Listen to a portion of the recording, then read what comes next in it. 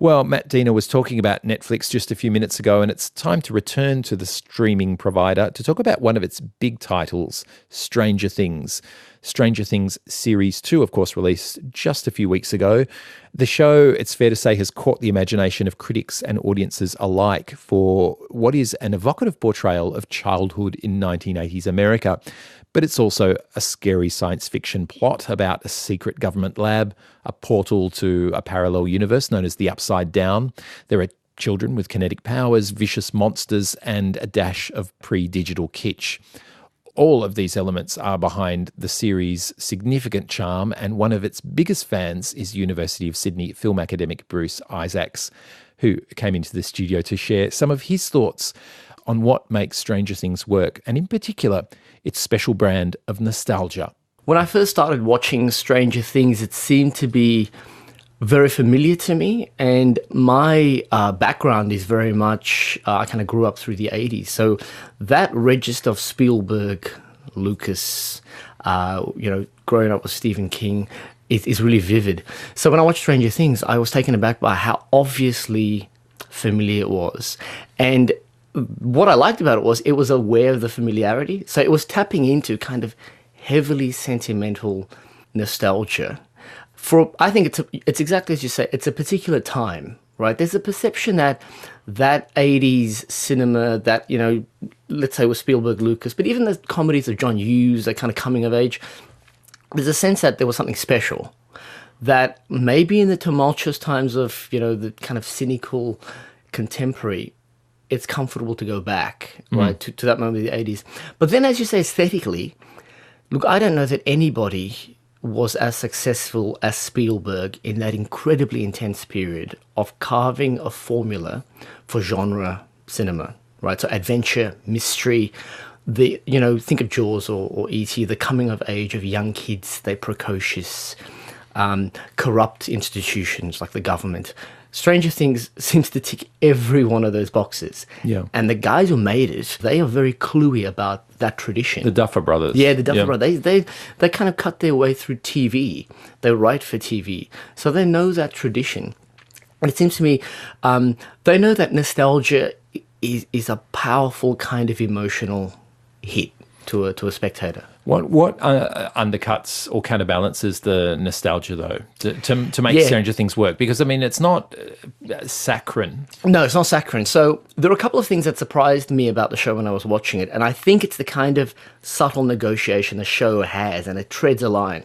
So, for example, in the first couple of episodes, there's a moment where they play a Joy Division song over the soundtrack. And I was just thinking, how can this be small-town America, 1980s, that kind of nostalgic hook? And then you play Joy Division, which is kind of post-punk, very cynical, very dark. So the show wants to remind the audience, we're still trendy. We kind of know the terrain of youth. We're just trying to relocate it in some way to the 80s and to bring these two contexts together. I think that's really clever and really subtle. The other thing is, it's much darker than I think somebody like Spielberg would have attempted if he was put in charge of a show like this. So the violence to children is really striking. Yeah. The fear of children. So it's like a fairy tale in that sense, isn't it? It really, in that very classic sense. It's got that dark kind of, there's that intensity like that you would get in a much darker fairy tale or fable that you don't expect of mainstream Hollywood when it appears to children. So maybe there's a Nightmare on Elm Street kind of quality to the darkness, do you think? Maybe there were those dark moments in cinema in the 80s. I think there definitely were, but not at the level of, I think of Nightmare on Elm Street as extremely successful B-grade horror. Sure. No, I know what you're saying. Whereas Stranger Things, it's front and center about sort of a tribute to a more Spielbergian tradition. Absolutely. And yet it smuggles sort of in. Yeah, I was thinking that word, that it sort of smuggles in these darker tendencies, which I think you have to, because nobody can, the spectator can't literally be put back into the mid-80s. Yeah. We've just gone through too much television, too much cinema that is darker, that is much more cynical. And I think most American audiences feel that these are, for the most part, far more cynical times. So to just give that sense of nostalgia is not enough. You have to undercut it with a degree. So the violence, for example, Stranger Things is far more violent than E.T., even though its homage is so strongly to E.T. I felt this evil, like it was looking at me. It was evil. Well, what do you think the evil wanted? To kill. To kill you? Not me. Everyone else. Is there something about the 80s and a sort of lost innocence that is also part of the appeal? I definitely think that genre of the 80s that I'm thinking of, the kind of Spielberg genre, and I do think it's appropriate to call it a genre because Spielberg had such a hand in production. So I'm including things like Back to the Future, Gremlins, all these franchises that evolved and tread very similar territory in terms of politics and ideas and communities. There's absolutely a faith in the individual in that world. There's a basic faith that something will be there to support you if you are just in some sense good and true and honest. Stranger Things, for all of its violence and for all of the threat that's posed, I never have a doubt that, for example, such sudden violence will take place on one of the children. Right? It's impossible to fathom that that the entire worldview will be undermined by such an act. In that way, I think it conforms perfectly to what we saw in 80s cinema. So despite having these very strong, dark notes that appeal or at least satisfy our appetites as audiences, contemporary audiences in 2017, there is, though, and the pendulum swings back again, that kind of reassuring, very 80s idea that things are going to be okay. Things are going to be okay. Truth will win out somehow. And it's not, and I don't mean this in any kind of negative fashion, it's not an adult contemplation. It's the contemplation of childhood. And anyone in the show is viewed through the lens of childhood. There's even the teenagers, so the older, the sister who kind of are falling in love. I mean, the way I think of it is this: there's no sex in Stranger Things. There's just the presentation of some kind of romance.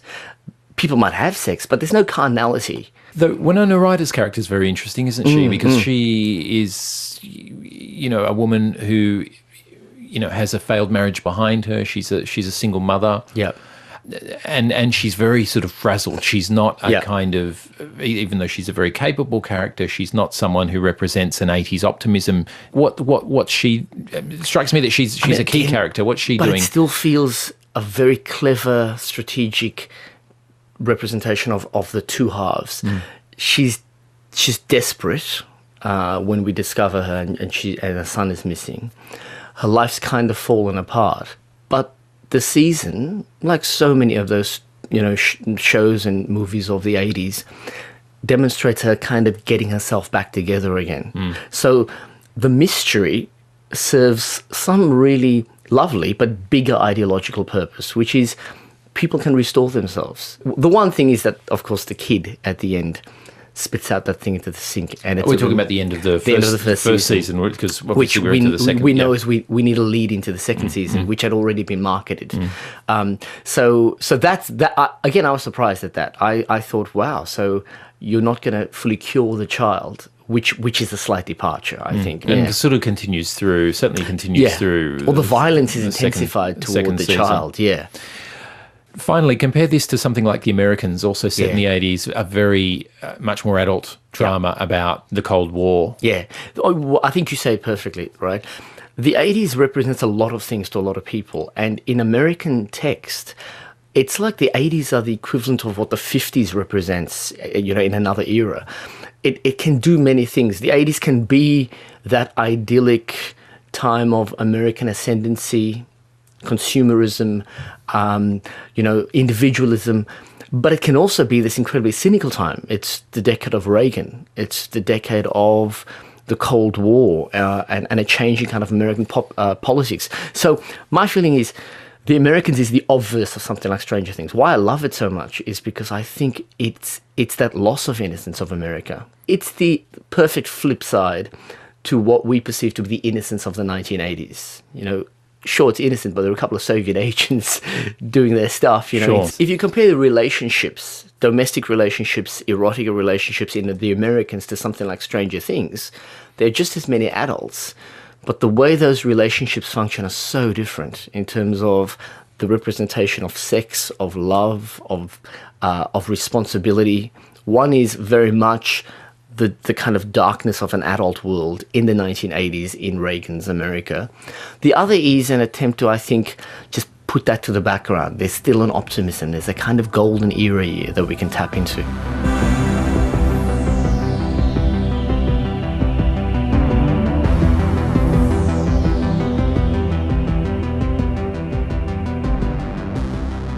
Film scholar from University of Sydney, Bruce Isaacs, on Stranger Things, which is streaming, of course, on Netflix. You know, there is something about that tangle of strangers, pressed together for days with nothing in common but the need to go from one place to another and never see each other again. I see evil on this train.